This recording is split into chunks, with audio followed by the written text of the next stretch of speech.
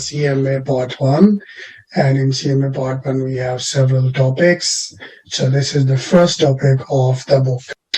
So I'm going to start, this is the objective of financial purpose reporting, means why we make these financial statements. So he says that the objective of this statement is to report financial information, and of course it contains a bit of non-financial information also, useful in making decision about providing resources to the reporting entity.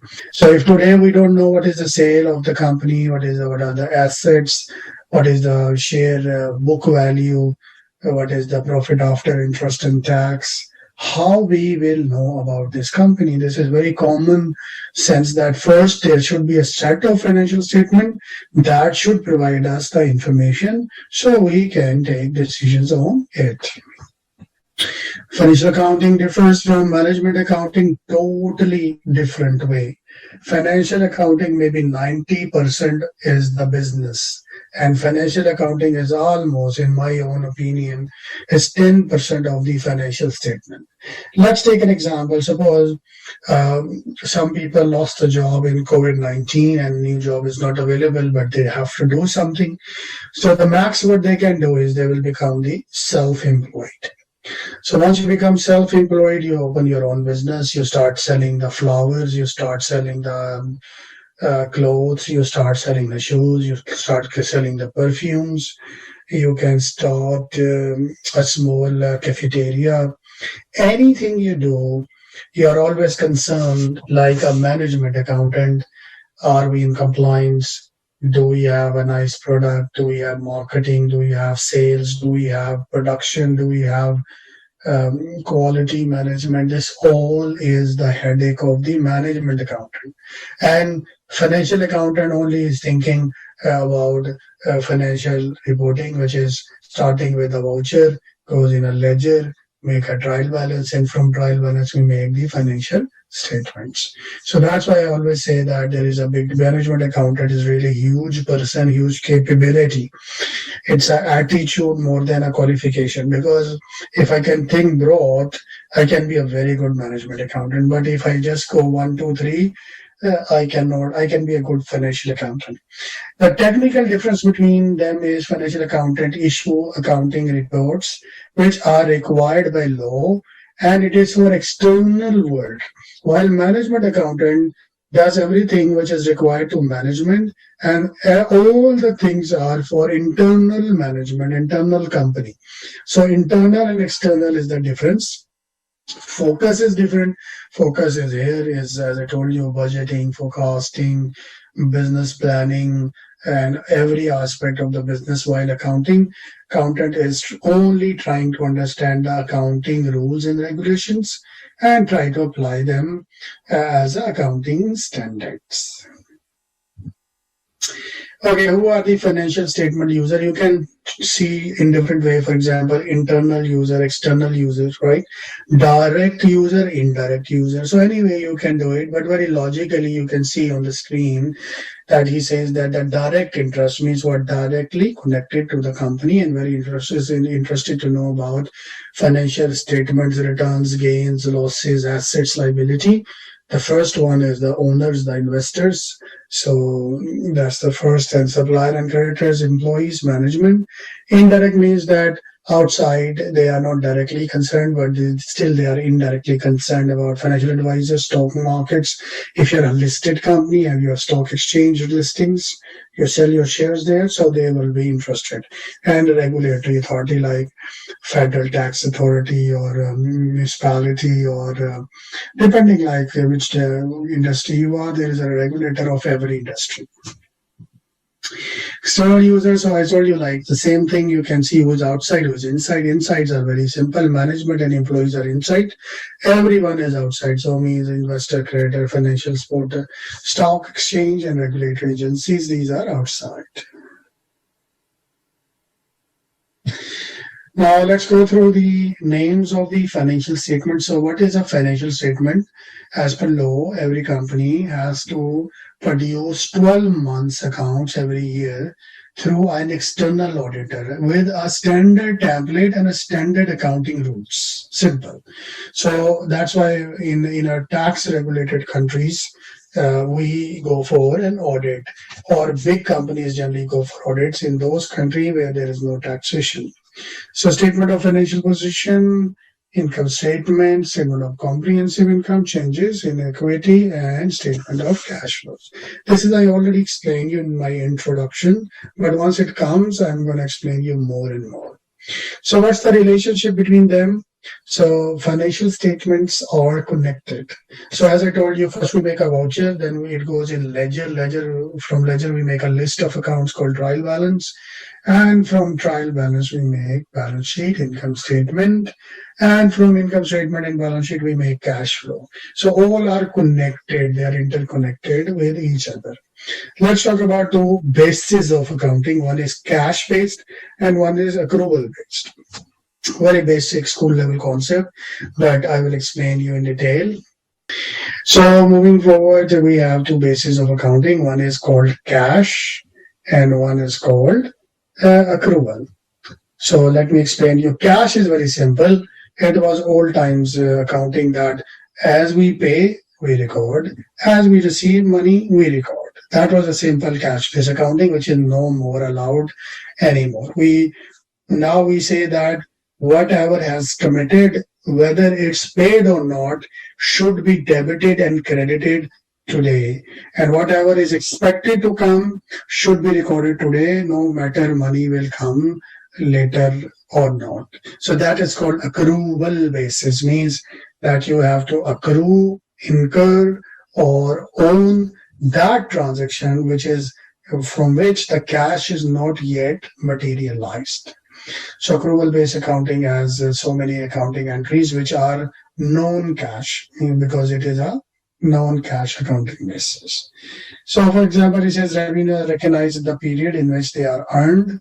Expenses are recognized in the period in which they are incurred, even if the cash will be paid in the future period. So this is just simple to understand what is an accrual base of accounting. That which is non-cash means that other than cash, we put so many entries in order to be clear that where we stand. Now we are going to the basic part of our discussion. What is a statement of financial position, which has assets, liability, and equity? What is an asset? Assets are value. In simple English, I can say anything precious which has a life. If less than 1 year, current. If more than 1 year, means your jewelry, your car, your furniture, your dining table, your kitchen accessories. If they are, more than 1 year, so we call them non-current assets. So assets are controlled by entity as a result of past event. This is a typical definition. As always, you should remember. But the basic thing is that it's a valuable asset, is a valuable instrument. Liabilities is a word from liable. I am liable to pay. So liabilities are those obligations that you need to pay. Again, two types. One is the one that you need to pay less than 12 months, and one is that you have to take more than 12 months. So current and non-current. Equity is the owner money, that is a residual in asset after subtracting the liability. So you can see that equity is equal to asset minus liability. If I take liabilities here, so it will be change the formula. So this is what he says, and he says there are current and non-current categories. Current is that is expected to be realized in cash for 1 year, and whichever is longer. And non-current is that are not qualifying as a current asset. This is again a bit of legal language. We say what is a current asset, so we define, and we say what is a current non-current asset. So the answer is which is not a current asset. Anything not a current asset will be definitely a non-current asset. You will see some questions also as well, checking your simple knowledge. Major categories of non-current. So we invest for 10 years, we buy property, plant, and equipment for a long time. Intangible assets are those which we cannot touch, but they are very, very precious. Like if you're a singer, your song has no physical substance, You cannot show me as a song like this, like a home. No, but it is copyrighted, and anyone cannot copy. Anyone who will play will give you a royalty.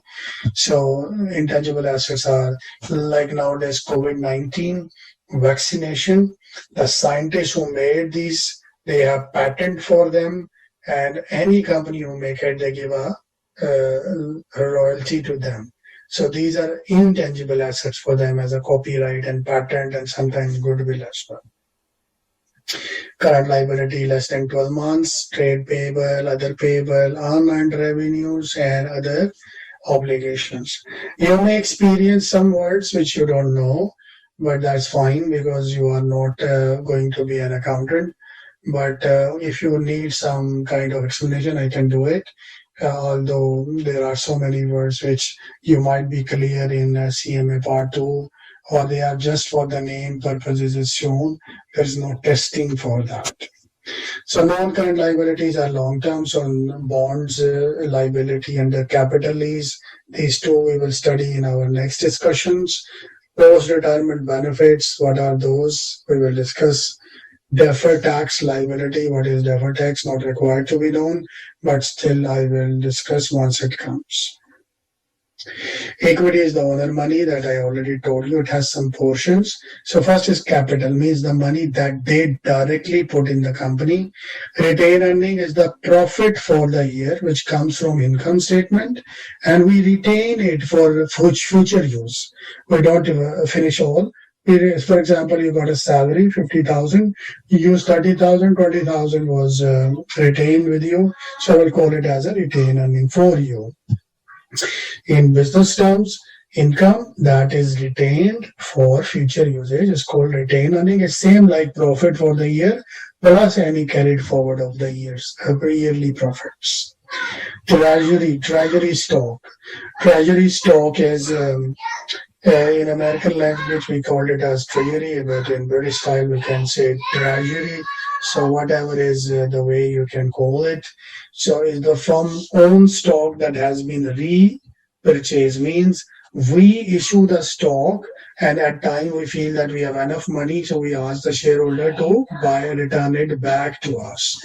And we have accumulated comprehensive income, which is total income. Like comprehensive income, I can say, I will show you shortly, but say your income from salary, from business, from others, these all will be accumulated comprehensive income. Now we have limitations like income statement, balance sheet, cash flow. They have same limitations. First is market values versus cost value. So accounting is recorded on cost principles, cost value, right? So the balance sheet shows a company financial situation as a single point. For example, 31st of December. So 31st of December, if 5th of January, because say COVID-19 came, property prices goes down, stock prices goes down. But if you have a financial statement made on 31st of December, you are stick to it. So that's a big criticism between market value and the cost value. And he says that, yeah, there's the same historical cost value versus market value. So balance sheet, income statement, cash flow, only one criticism that if the market fluctuates, balance sheet will remain same for an year because we don't make accounts on daily basis. We don't make it on market prices, we make it on cost price. What is income statement? It's a difference between income minus expenses. So revenue, gains, expenses, and losses. This will be if your revenue is more, your expenses are less, you have income. If your revenues are less, your expenses are more, then you have a loss. So that's how it works. And gain, losses, this is typical. In a financial reporting, they say that always make for non-production expenses like general and administrative and selling expenses. These are two main categories that we generally make in our income statements.